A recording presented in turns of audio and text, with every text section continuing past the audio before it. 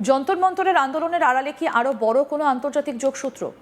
Sourav Das, Norway, George Soros, Pulitzer centre, সব নাম কি শুধুই কাকতালীয়, নাকি এর পেছনে লুকিয়ে আছে আরও বড় কোনো গল্প? শুরু হয়েছে বড় তদন্ত, উঠছে একের পর এক প্রশ্ন। দিল্লির যন্তর মন্তরে যে আন্দোলন চলছে সেটাকে অনেকে শুধু নিট বা পরীক্ষা সংক্রান্ত ছাত্র আন্দোলন হিসেবে দেখছেন, কিন্তু এই আন্দোলন ঘিরে এখন এমন কিছু তথ্য সামনে আসছে যা নতুন করে বড় বিতর্কের জন্ম দিয়েছে। প্রশ্ন উঠছে, এই আন্দোলন কি শুধুই ছাত্রদের দাবি আদায়ের লড়াই, নাকি এর সঙ্গে জড়িয়ে রয়েছে আরও বড় আন্তর্জাতিক নেটওয়ার্ক? আজ আমরা এমন কিছু তথ্য নিয়ে আলোচনা করব যেগুলো নিয়ে ইতিমধ্যে সোশ্যাল মিডিয়া থেকে রাজনৈতিক মহলে তুমুল বিতর্ক শুরু হয়েছে।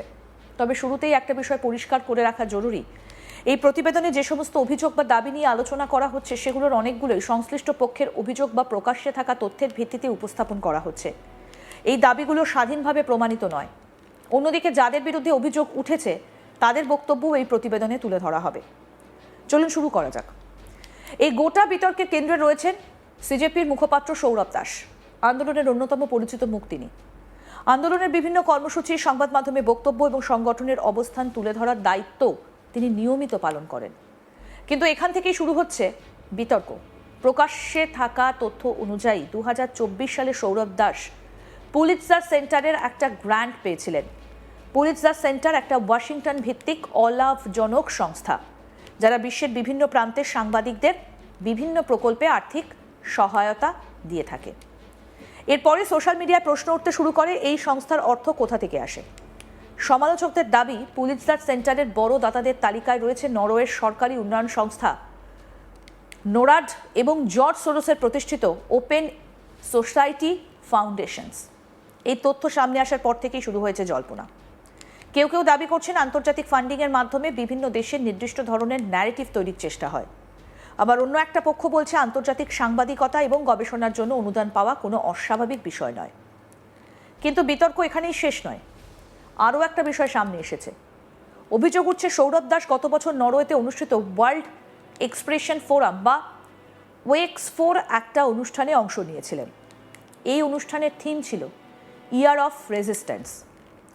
এই থিম নিয়েও শুরু হয়েছে বিস্তর আলোচনা, কারণ সমালোচকদের দাবি, রেজিস্ট্যান্স শব্দটা শুধুমাত্র মত প্রকাশের স্বাধীনতার প্রশ্ন নয়, বরং রাজনৈতিক আন্দোলনের সঙ্গেও যুক্ত হতে পারে।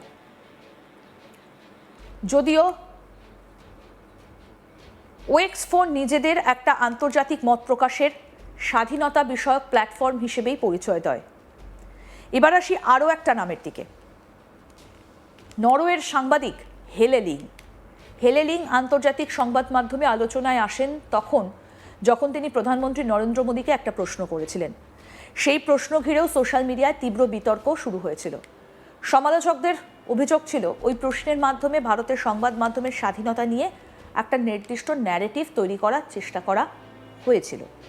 যদিও হেলে লিং বা তার সংবাদপত্রের পক্ষ থেকে এই অভিযোগ অস্বীকার করা হয়নি। এবার দেখুন, এখানেই তৈরি হচ্ছে নতুন সংযোগের দাবি। হেলে লিং কাজ করেন নরওয়ের সংবাদপত্র ডাক্সেভিশনে। অন্যদিকে ওয়ার্ল্ড এক্সপ্রেশন ফোরামের চেয়ারম্যান হিসেবে দায়িত্ব পালন করছেন ম্যাডস নিগার্ড। আর তিনি অতীতে ডাক্সেভিশনের সিইও এবং ভাইস প্রেসিডেন্ট ছিলেন। এই তথ্য সামনে আসতেই প্রশ্ন উঠতে শুরু করে, এ কি শুধুই পেশাগত সম্পর্ক, নাকি এর পেছনে রয়েছে আরও গভীর যোগাযোগ? এখানেই আরও একটা নাম উঠে আসে, ফ্রিট ওট ফাউন্ডেশন। বিভিন্ন প্রতিবেদনের দাবি করা হয়েছে ডাক্সেভিশন এই সংস্থার আর্থিক সহায়তা পেয়ে থাকে। এরপর সমালোচকদের দাবি, ফ্রিট ওট ফাউন্ডেশনের বিভিন্ন প্রকল্পে ওপেন সোসাইটি ফাউন্ডেশনের অর্থও পৌঁছেছে।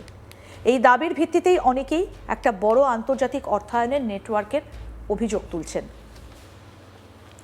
তবে এখানে একটা গুরুত্বপূর্ণ বিষয় মনে রাখা দরকার, কোনো সংস্থা অন্য কোনো সংস্থার কাছ থেকে অনুদান পেয়েছে মানে সেই সংস্থার সমস্ত সম্পাদকীয় অবস্থান বা প্রতিটা সাংবাদিকের কাজ সেই অর্থদাতার নির্দেশে পরিচালিত হয়, এমন কোনো প্রমাণ এখনো পর্যন্ত প্রকাশ্যে আসেনি। সেটাই এই বিতর্কের সবথেকে গুরুত্বপূর্ণ দিক। কিন্তু সোশ্যাল মিডিয়ায় এই সমস্ত তথ্যকে একসঙ্গে জুড়ে এখন নানা ধরনের দাবি করা হচ্ছে।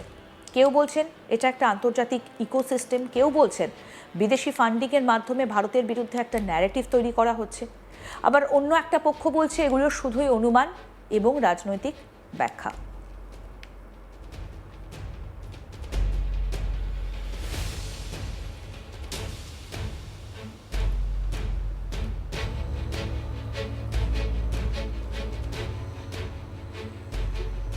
এই জায়গায় আরেকটা প্রশ্ন উঠছে, যদি একজন ভারতীয় সাংবাদিক বা আন্দোলনের প্রতিনিধি বিদেশে কোনো অনুষ্ঠানে যোগ দেন, তাহলে কি শুধুমাত্র সেই কারণেই তার উদ্দেশ্য নিয়ে প্রশ্ন তোলা উচিত, নাকি আন্তর্জাতিক সেমিনারে অংশ নেওয়া আজকের বিশ্বে একটা স্বাভাবিক বিষয়? এই প্রশ্নের উত্তর এখন বিতর্কিত। এবার আসা যাক যন্তর মন্তরের আলোচনার দিকে। সমালোচকদের একটা অংশের দাবি, এই আন্দোলন এখন শুধুমাত্র নিট পরীক্ষার মধ্যে সীমাবদ্ধ নেই। তাদের অভিযোগ, এর সঙ্গে একাধিক রাজনৈতিক এবং আদর্শগত বিষয়ও জুড়ে দেওয়া হয়েছে। কেউ কেউ এটাকে সরকারের বিরুদ্ধে বৃহত্তর আন্দোলনের অংশ বলেও দাবি করছেন। তবে আন্দোলনের সংগঠকরা এই অভিযোগ মানতে রাজি নন। তাদের বক্তব্য সম্পূর্ণ আলাদা।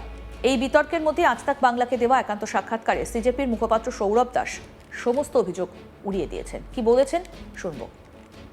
The feeling that this is now a battle between CJP and possibly Aam Aadmi Party on one side, Rahul Gandhi on the other. Has this movement got totally political now? See, I don't think we subscribe to such narratives. There have been several narratives that have been run against us from day one, and that includes being foreign funders, Soros funded, and whatnot. None of them have stuck. Why? Because the movement is for the truth. There are facts involved. There are, of course, people have realized how bad the education system has become, and therefore none of these false narratives have been able to stick. তিনি স্পষ্ট ভাষায় বলেন, আন্দোলনকে দুর্বল করার জন্য বারবার নতুন নতুন গল্প তৈরি করা হচ্ছে। সৌরভ দাসের কথায় প্রথমে বলা হয়েছিল জর্জ সোরোসের অর্থ রয়েছে, তারপর পাকিস্তান, নেপাল, বাংলাদেশ, এমনকি আমেরিকার যোগসূত্রের কথাও বলা হয়, কিন্তু কোনো অভিযোগই টেকেনি। তাই এখন আবার নতুন অভিযোগ তৈরি হচ্ছে। তিনি আরও অভিযোগ করেন, দিল্লি হাইকোর্টে সংগঠনের অর্থায়ন নিয়ে যে আবেদন করা হয়েছে সেটাও আন্দোলনকে দুর্বল করার একটা প্রচেষ্টা। অর্থাৎ একদিকে বিদেশি অর্থায়নের অভিযোগ, অন্যদিকে সেই অভিযোগ সম্পূর্ণ অস্বীকার করছে আন্দোলনের নেতৃত্ব। ফলে সত্যিটা কোথায়, সেটাই এখন সব থেকে বড় প্রশ্ন। আর এখানেই তদন্তের প্রয়োজনীয়তা আরও বেড়ে যায়। কারণ শুধুমাত্র কোনো অনুষ্ঠানে উপস্থিত থাকা, কোনো আন্তর্জাতিক সংস্থার অনুদান পাওয়া, অথবা কোনো বিদেশি সাংবাদিকের সঙ্গে একই প্ল্যাটফর্মে থাকা, এসব তথ্য একাই কোনো ষড়যন্ত্র প্রমাণ করে না। আবার একই সঙ্গে এই ধরনের আন্তর্জাতিক যোগাযোগ নিয়ে প্রশ্ন তোলার অধিকারও গণতান্ত্রিক সমাজে অস্বীকার করা যায় না। তাই প্রয়োজন তথ্যভিত্তিক তদন্ত, প্রয়োজনীয় নথি, প্রয়োজন আর্থিক লেনদেনের স্বচ্ছতা, প্রয়োজন সরকারি সংস্থার নিরপেক্ষ তদন্ত। কারণ অভিযোগ যদি সত্যি হয় তাহলে তার প্রভাব অত্যন্ত গুরুতর হতে পারে, আর যদি অভিযোগ মিথ্যে হয় তাহলে সেই অভিযোগও সমানভাবে খণ্ডন হওয়া দরকার। এই কারণেই গোটা বিষয়টা এখন রাজনৈতিক বিতর্ক ছাড়িয়ে জনস্বার্থের প্রশ্নে পরিণত হয়েছে। একদিকে বিদেশি ফান্ডিং নিয়ে অভিযোগ, অন্যদিকে আন্দোলনের নেতৃত্বের সম্পূর্ণ অস্বীকার। একদিকে আন্তর্জাতিক সংস্থার নাম, অন্যদিকে মত প্রকাশের স্বাধীনতার যুক্তি। একদিকে নরওয়ে সফর, অন্যদিকে সেটাকে শুধুমাত্র আন্তর্জাতিক সম্মেলনে অংশগ্রহণ বলে ব্যাখ্যা। এই সমস্ত প্রশ্নের উত্তর এখনও স্পষ্ট নয়, কিন্তু প্রশ্নগুলো এখন প্রকাশ্যে। আর যতদিন পর্যন্ত নিরপেক্ষ তদন্তে সমস্ত তথ্য সামনে না আসছে, ততদিন এই বিতর্ক চলতেই থাকবে।